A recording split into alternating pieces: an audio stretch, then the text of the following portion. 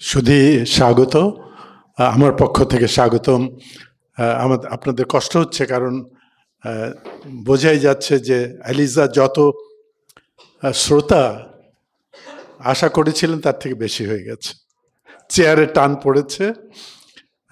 খুব খুশি হচ্ছে, এটা একেবারে আমার প্রত্যাশার অনেক বেশি। জালাল ভাইয়ের মতোই আমি বলি, আমি লেখক নই, তেমন লেখক নই, পাঠক। আমি অনেক ভালো পাঠক বলবো। এবং আজকে খবরের কাগজের পিছনের পাতায় কয়েকজন পাঠকের ছবি দেওয়া হয়েছে। কালের কণ্ঠে দেখতে পাবেন যে জেলখানায় নতুন পাঠক, যারা কোনোদিন বই পড়েনি এখন জেলখানায় বই খুঁজে বেড়াচ্ছে। এটা একটা সংবাদ হিসেবে আজকেই আছে। আমিও একজন এরকম পাঠক ছিলাম একটা জেলখানায়, পাকিস্তানে বন্দী হিসেবে 2 বছর। অনেক পড়ার সুযোগ পেয়েছি, হয়তো জীবনে একবারই অত বই একসঙ্গে পড়তে পেরেছি। এবং আমি পরে বহু কাল ধরে ভাবছি মনে মনে, জীবনে বোধহয় বই পড়ার এমন সুযোগ আর পাবো না। বিধাতা সেটা শুনেছিলেন। করোনা এসে গেল 2020-21-এ, আবার সেই 2 বছরের বই পড়ার সুযোগ পেলাম।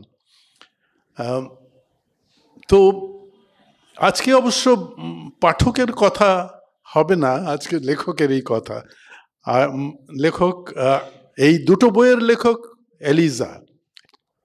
এলিজার যদিও স্থান হয়নি, অথবা বিনয়ে সে নিজেকে এখানে স্থান দেয়নি, কিন্তু আজকে কিন্তু আমরা এই দুটি বই, যে দুটি বই এলিজা তৈরি করেছেন, সেটাই কিন্তু উদযাপন করছি, সেলিব্রেট করছি।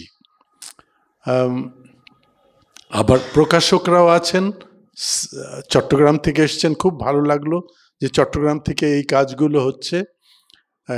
আজকে আমি মনে করি যে আজকের তারকা এলিজা এবং এই যে 3 জন এসছেন আমাদের প্রকাশক হিসেবে, প্রকাশ করেছেন বই, তারাই।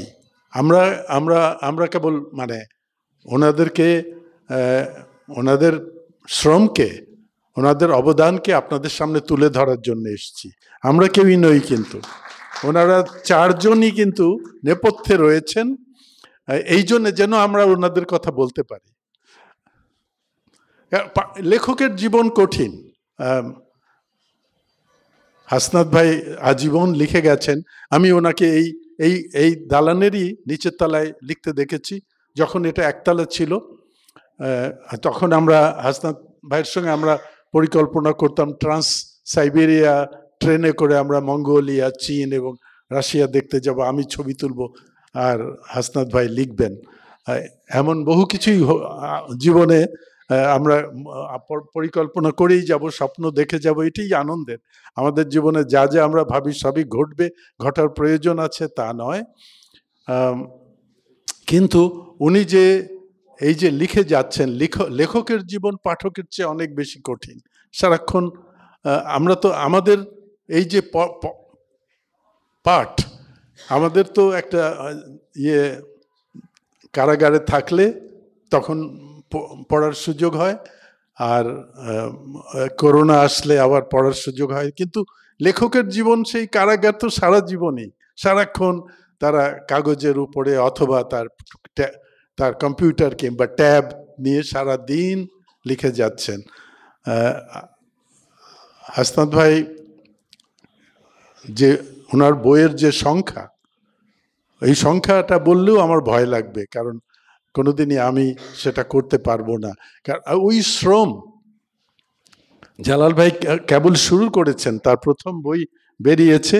আশা করি আরো অনেক বই আমরা পাবো। কিন্তু লেখকের জীবন ওই হিসেবে দেখলে পাঠকের চাইতে অনেক কঠিন। সে সারাদিন ওইটা নিয়েই বসে থাকে।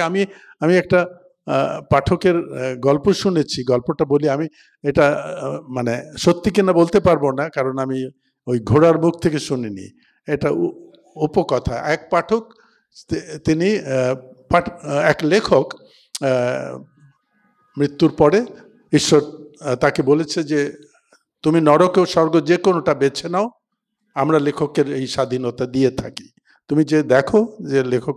তো উনি যে নরকে দেখলেন যে লেখকরা মাথা গুজে লিখেই যাচ্ছে, কারোর দিকে তাকায় না। স্বর্গে গেলেন, দেখলেন লেখকরা ঠিক একইভাবে, স্বর্গের লেখকরাই মাথা গুজে লিখেই যাচ্ছেন, কারোর দিকে তাকায় না।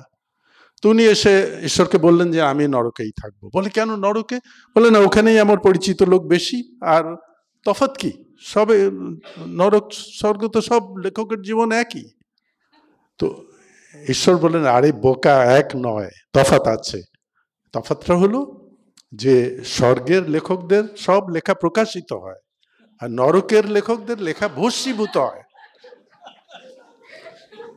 তো লেখকের লেখা যদি প্রকাশিত না হয় তাহলে কিন্তু সেই নরক, কারণ ওই শ্রম তো এক সমান। তো ভালো যে আজকে তিনজন প্রকাশক আছেন এখানে। এলিজার বই দুটো প্রকাশ করেছেন, যদি এটা বই ছিল না, আসলে ইন্টারভিউ ছিল, কিন্তু বই আকারে প্রকাশ করেছেন। চমৎকার। প্রকাশকদের কাছে কিন্তু লেখকদের মূল্য অনেক কম। আমি একটা ক্ষুদে লেখক হিসেবে জানি তাদের কাছে মূল্য হলো পাঠকের। আমি একজন বড় পাঠক হিসেবে এটাও জানি যে পাঠক হিসেবে আমার দাম বেশি।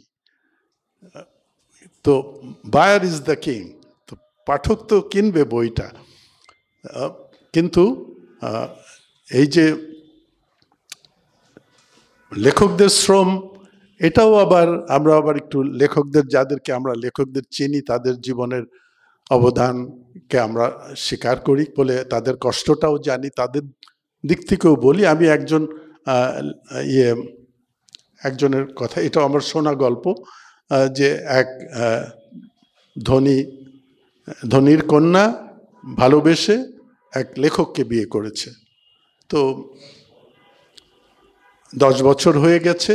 এখন ওই ধনীর কন্যার বান্ধবী এসে জিজ্ঞেস করলো, কি তোদের জীবন কেমন চলছে, তোর স্বামী কি লেখক হয়েছে? বলে না, 10 বছর হলো লিখেই যাচ্ছে, এই বছরখানেক হলো বিক্রি শুরু হয়েছে। প্রথমে আমি গহনা বিক্রি করেছি, এবার গাড়ি বিক্রি করলাম, এখন প্রকাশ হতেও পারে বই। যাই হোক, এখন লেখক আর পাঠক এই দুজনের মধ্যে পার্থক্য কিন্তু খুবই সামান্য। এই দুই দলের লোকই কিন্তু একটা স্বপ্নের জগতে আটকে আছে। একজন ওটা নিয়ে শ্রম করে একটা চেহারা দিচ্ছে, বই যেটাকে আমরা বলি, আর একজন ওটাকে ভোগ করছেন, কিন্তু সেই একই স্বপ্নের পথের যাত্রী দুজনেই। আমাকে কিন্তু সংক্ষিপ্ত করতে বলা হয়েছে, ফলে আমি এখানেই শেষ করব। আজকে বিশেষ করে এই দালানের নিচে বইয়েরই রাজত্ব। বইয়ের মধ্যে দাঁড়ালেই ভালো লাগে, বইয়ের ঘরে। জালাল ভাই এসেই ওখানে 1 ঘন্টা কাটিয়েছেন। আমাদের কি বলে শেষ করি, আমি কদিন আগেই এভারেস্ট দিবস আছে 31শে মে, ওইটা উদযাপন করার জন্য এরকম একটা ছোট ঘরে 100 লোকজনের আমন্ত্রণ জানানো হয়েছিল। তো সেখানে আমি হঠাৎ মনে হলো, দেখি না এই যে যারা এসছেন তাদের মধ্যে কতজন আছে যে 6000 মিটার পাহাড়ের চূড়া জয় করেছেন। 6000 মিটারের চূড়া কিন্তু একটা ছোটখাটো ব্যাপার নয়। পৃথিবীতে একটি 6000 মিটারের চূড়া আছে হিমালয়ের বাইরে, একটি ছাড়া দ্বিতীয়টি নেই, পৃথিবীতেই নেই, সব হিমালয়ে। 6000 মিটার অনেক উঁচু। তো আমি জিজ্ঞেস করলাম যে আচ্ছা এইটাই দেখি। আমি বললাম আপনারা হাত তোলেন তো যারা 6000 মিটার পিক জয় করেছেন। এখানে 2জন পর্বতারোহী আছেন, ওই দিন 2জনের কেউই ছিলেন না। ছিলেন আপনি? না, ছিলেন না। এরাও কিন্তু 6000 মিটার পিক জয়ী, কিন্তু ওই দিন সবাই যে ছিল তা নয়। কিন্তু এই 100 জনের মধ্যে 70-72 জনের হাত উঠেছিল। কি অসাধারণ যে বাংলাদেশ এটা করেছে মাত্র গত 20 বছরে। আমি এই গল্পটা বললাম এই জন্য যে আজকে যদি আমি করব না, এই সাহস আমার নেই। যদি জিজ্ঞেস করি আচ্ছা যারা লেখক হাত উঠান তো, আমার মনে হয় এখানেও ওই অবস্থাই হবে। এখানেও 70-80% লেখকই বসে আছেন। এটাই বাংলাদেশ, এবং এটা আমরা এই বাংলাদেশ দেখে আমরা গর্বিত। মোজাফফর হোসেন যেমন একটু ক্ষুদ্র অভিযোগ আছে হয়তো, কিন্তু আমার মনে কিছু নেই। আমার মনে মহা আনন্দ। বাংলাদেশকে গত 50 বছরে আমি যতটা এগিয়ে আসতে দেখেছি, আমি অনেক তৃপ্তি নিয়ে মৃত্যু কোলে চলে যাব। ভালো থাকবেন, অশেষ ধন্যবাদ।